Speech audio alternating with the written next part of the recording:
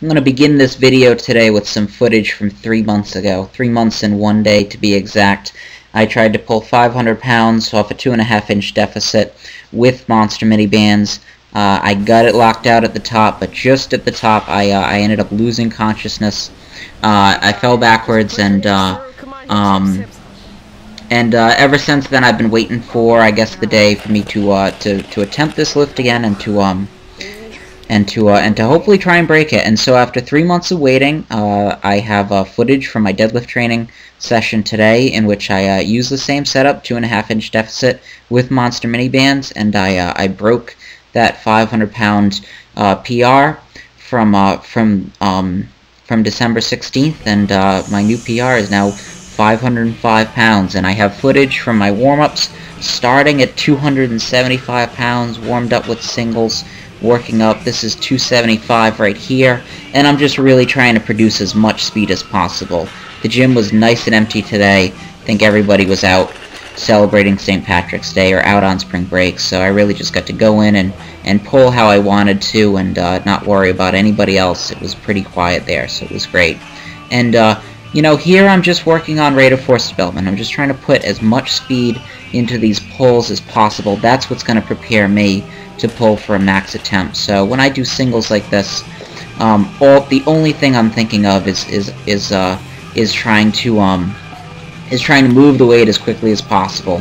I feel like, you know, I treat every repetition like I'm being timed on it. Like somebody has a timer and they are timing the concentric portion of the lift. That right there is 365, moved pretty well.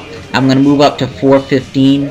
This right here is 415. This, I guess, is my first technically work set, because it's over 80% of my 1 rep max. So did a 415 single right here. Came up pretty easy. I felt pretty good. I was ready to move on after that, and I jumped right up to 465. This right here is 465. I was able to pull this pretty easy, and after this I'm going to show you some footage of my 505 pull.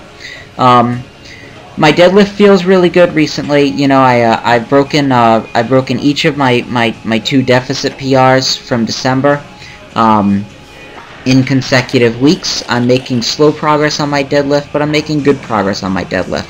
And I would not be shocked if I were capable of, at this April meet, pulling in the range of 580 pounds. I think that is a reasonable number for me. I think if you give me a week off from deadlifting, and if you give me a good deadlift bar, and if I'm well fed, I think that all of those factors combined make a 579 or whatever it is, 580 pull, a reasonable third attempt for me. So look for me, if my second attempt goes well, if I pull 573, which I absolutely should, look for me to go in the range of 580, maybe 585, but probably around 580 for a third attempt, and hopefully I'll hit that.